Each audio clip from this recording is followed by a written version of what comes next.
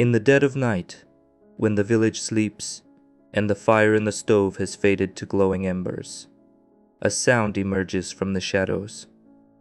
A soft scuttle, a frantic bird-like chirp, the rhythmic whirring of a spindle turning where no human hands should be. You might feel a weight on your chest, a breathlessness that keeps you pinned to your bed, unable to scream as a tiny cold hand brushes your cheek. Welcome to the realm of the Kikimora. She is the invisible tenant of the Slavic home, a phantom woven from grief, malice, and ancient magic. To some, she is a diligent helper. To others, a nightmare incarnate that brings ruin to the household. Her name is whispered across the vast plains of Russia, the forests of Belarus, and the mountains of Poland, a linguistic fossil that links our modern fears to the nightmares of our ancestors. But who or what is she really? Is she a ghost, a demon, or a remnant of a forgotten goddess? Tonight, we peel back the layers of moss and shadow to uncover the true nature of the Kikimora. To understand the Kikimora, we must first dissect her name, a composite of two ancient chilling roots. The suffix mora, or mara, is a linguistic ghost that haunts almost every European language. It traces back to the Proto-Indo-European root mur, meaning death or suffocation. It is the same root that gave us the English word nightmare. In Polish lore, the mora is a soul that leaves the body at night to stifle the living. In Serbian, she is a dark spirit that visits men in their dreams. The prefix ki is more debated, yet equally unsettling. Some scholars point to the Proto-Slavic kikati, meaning to shriek or cry like a bird, a reference to the sharp, piercing sounds the spirit makes behind the stove. Others link it to the kika, a traditional horned headdress worn by married women, suggesting a twisted feminine identity. Combined, she is the shrieking nightmare, the horned death, the invisible witness to our most vulnerable hours. A Kikimora is not born. She is made through tragedy and transgression. In the dark tapestry of Slavic folklore, she belongs to the category of the Unclean Dead, souls who died prematurely or unnaturally and were denied a peaceful transition to the afterlife. Legend tells us that a Kikimora originates from the souls of stillborn babies or infants who died before they could be baptized. She is the spirit of the child cursed by its parents in the womb, or the offspring of a forbidden union between a woman and the fiery serpent, a demonic shapeshifter. There is a particularly haunting tale that she is the result of a mother's curse. May you never live to see the light of day. May you burn in the fire of the netherworld. The dark forces hear such words in spirit. The child away to the stone mountains, where she is raised by sorcerers to learn the arts of malice and mischief. For 7 years, she is rocked in a crystal cradle, fed on tales by the cat Bayan, until she reaches maturity, not as a human, but as something else. If you were ever to catch a glimpse of her, a feat nearly impossible as she is a master of invisibility, what would you see? The descriptions vary as much as the shadows in a forest. On the Russian north, she is often seen as a tiny, shriveled hag, her body thinner than a blade of straw, and her head no larger than a thimble. She is disheveled, dressed in rags, her hair a chaotic nest of gray or black locks. She is so light and fragile that she fears the wind will blow her away, so she rarely leaves the safety of the house. Yet, in other regions, she takes a more alluring, if no less dangerous form, a beautiful young girl with a long braid, walking naked or in a simple white shift. She can manifest as a deceased family member, a hairy goat-like entity with glowing horns, or even take the shape of a dog, a pig, or a duck. Regardless of her shape, she is a being of frantic energy. She runs with impossible speed, whistles, hisses, and dances in the attic, her movements accompanied by the clatter of breaking dishes. The Kikimora is primarily a domestic spirit, a shadow wife to the Domovoy, the protector of the home. But while the Domovoy is a rational master, The Kikimora is the embodiment of domestic chaos.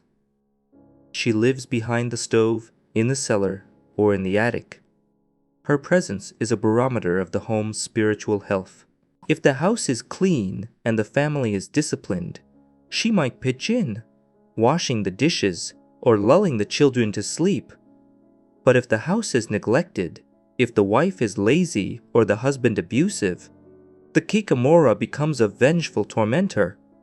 She creates a poltergeist of domestic misery. She breaks pots, throws pillows from the stove, tangles the wool, and plucks feathers from the chickens. But her most sacred and terrifying activity is spinning. By night, she sits at the spinning wheel, but she spins the thread from right to left, contrary to the way of the living. In folklore, thread is destiny. When a Kikimora spins, she is not making cloth. She is tangling the very fates of the inhabitants. To hear the whirring of her wheel in the dark is a dire omen. It foretells trouble or even death in the family. But the Kikimora's reach extends far beyond the wooden walls of the farmhouse. If the domestic spirit is a nagging ghost of a family's failures, her sister, the swamp Kikimora, Kikimora bolotnaya, is something far more primordial and predatory. She is the queen of the quagmire, a creature of the damp, dark places where the line between the earth and the water dissolves into a lethal trap. While the house spirit hides behind the stove, the swamp Kikimora rules over the fens, marshes, and the deepest thickets of the forest. She is rarely seen by the living, for she is a master of secrecy, often shrouded in a cloak of invisibility that allows her to glide through the reeds like a breath of foul air. Those few who have survived a glimpse of her describe a sight that freezes the marrow.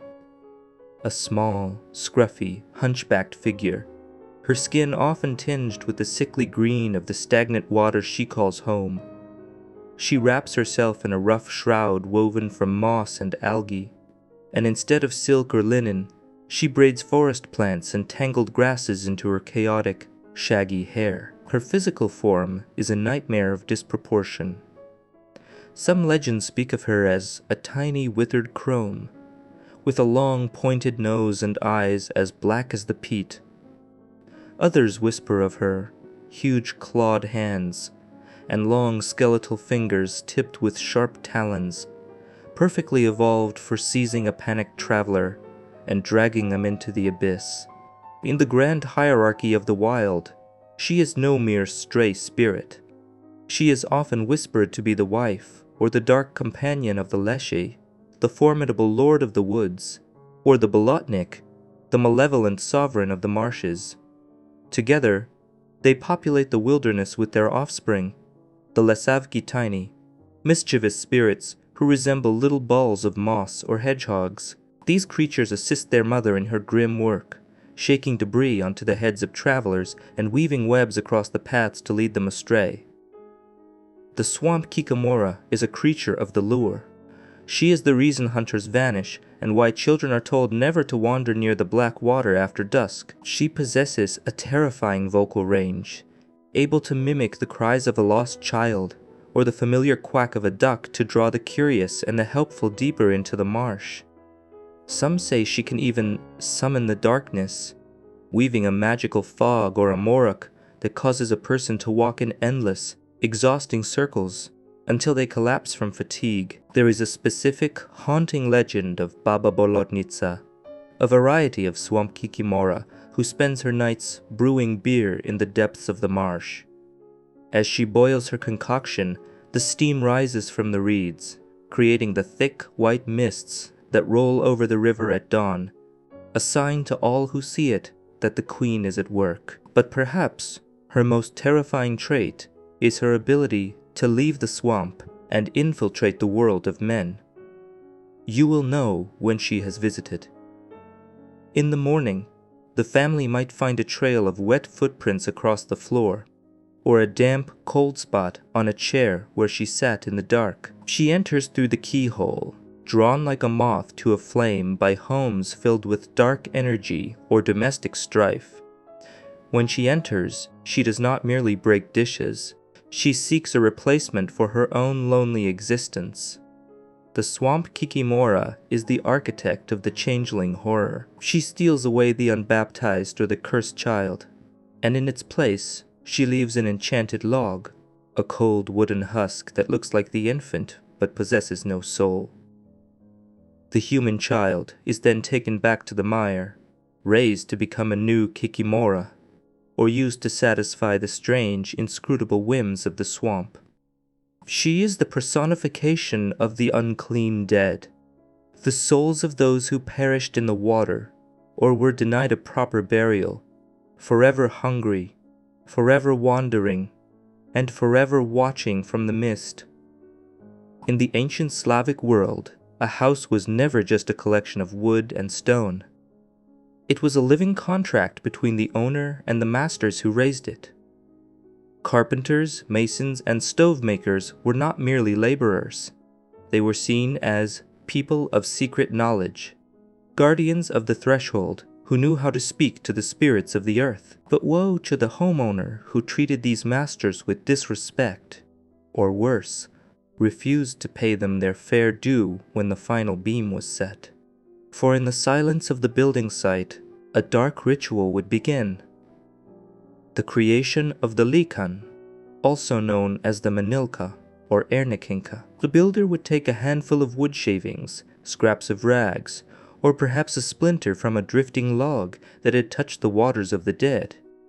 From these fragments, they would fashion a crude, miniature doll, a hollow, faceless representation of a Kikimora. In the most chilling versions of the rite, the master would prick his little finger on his left hand, letting drops of his own blood fall upon the wood to bind the spirit to the object.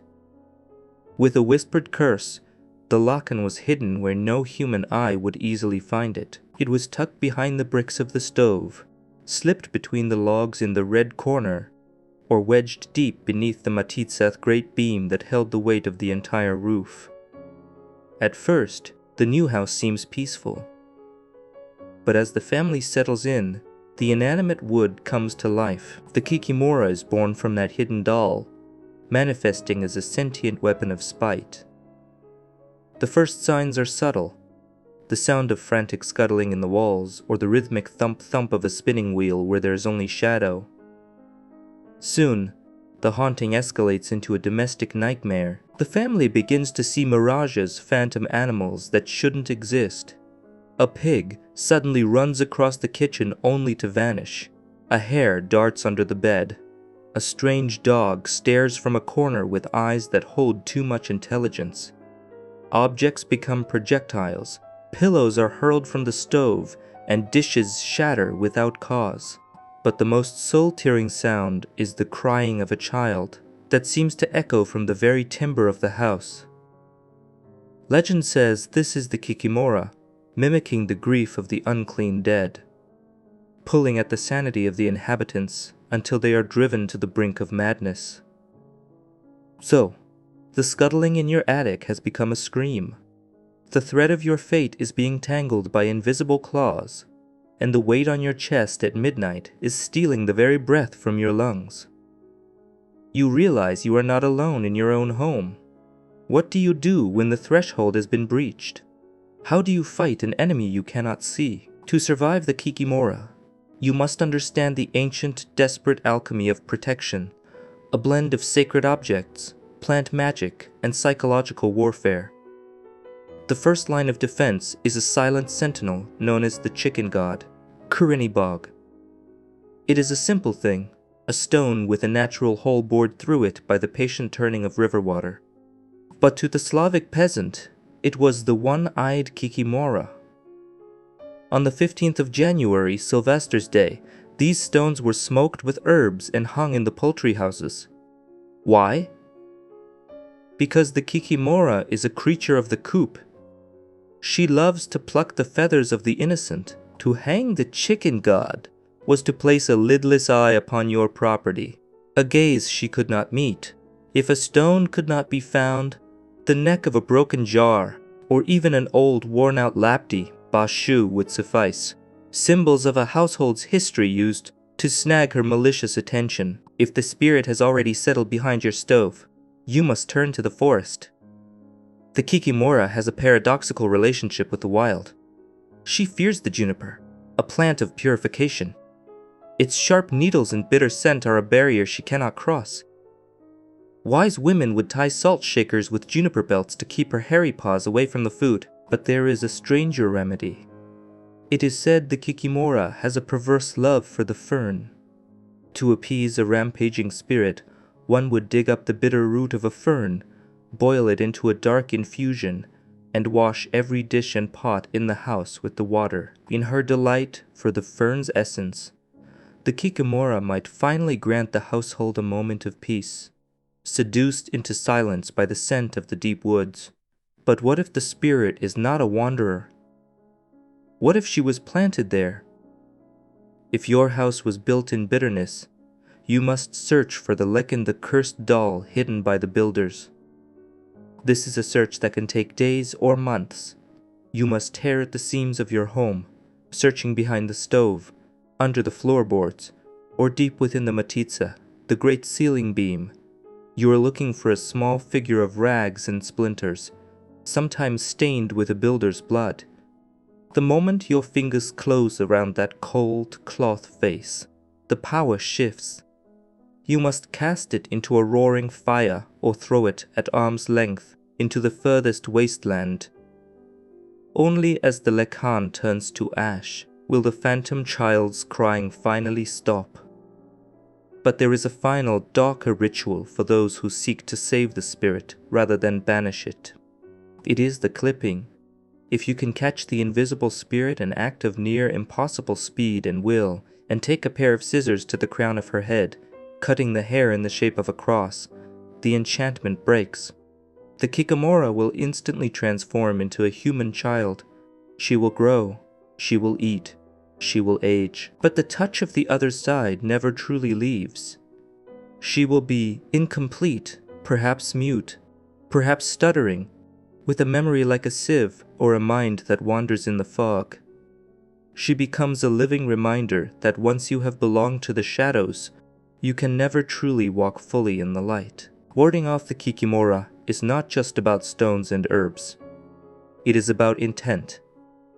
It is about the strength of your own will against the chaos of the night. Because a clean house and a quiet heart are the greatest amulets of all. Today, the Kikimora has left the smoke-filled huts but remains in our cultural DNA. In classical music, Anatoly Lyadov immortalized her in his tone poem, capturing her evil intentions for the world and her frantic, skipping rhythm. In pop culture, her name has been borrowed by the Witcher series, though transformed there into a monstrous spider-like beast, a far cry from the tiny hag of the hearth, yet carrying the same name of dread. Even in modern warfare, the name survives. Snipers wear Kikimora camouflage, ragged, mossy ghillie suits designed to make them invisible in the forest, just like their namesake.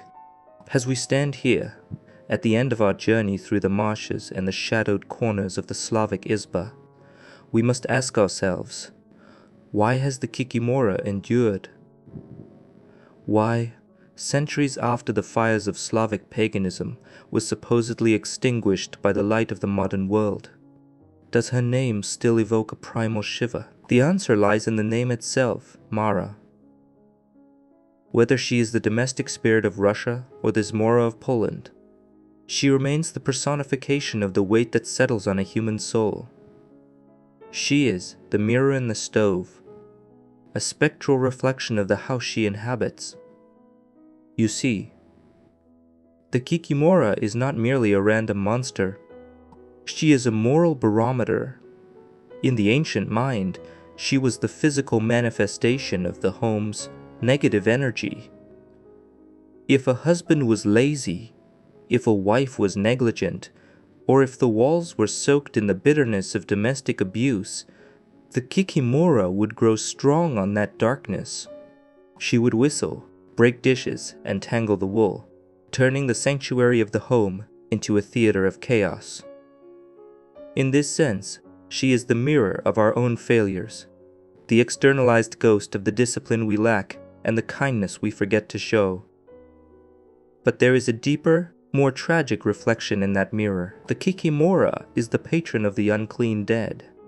She is the ghost of the unbaptized child, the stillborn infant, and the soul cursed by its own parents. She represents the ultimate tragedy of folklore, the loss of potential. She is a reminder of those who died incorrectly, those denied a place in the community of the living or the peace of the ancestors. When she sits behind the stove and sighs, that sigh incomparable to anything on earth, she is mourning the lap she never sat in and the love she was never given. And then, there is the spindle. In the dead of night, when you hear that rhythmic whirring, remember that in Slavic tradition, the thread is not just flax, it is fate. The Kikimora is a twisted descendant of the goddess Mokash, the weaver of destiny. But while Mokash weaves the order of the world, the Kikimora weaves its unraveling. To see her spinning in the front corner is to see the end of a life. She is the nightmare who sits on your chest, stealing your breath and reminding you that your time is a finite thread, easily tangled and abruptly cut. Today, we may use clinical terms like sleep paralysis to explain the weight on our chests. We might call the strange noises in our houses structural settling, but the myth of the Kikimora offers something science cannot: a story for our guilt and a face for our unseen anxieties. So tonight, before you blow out your candle, look into the shadows of your own home. Is your house in order? Is your heart at peace? Or is there a small, shriveled figure with thimble-sized eyes waiting for you to sleep, so she can take up her spindle and begin to weave the chaos you've left behind? Be careful of the silence, for in the silence she is always working.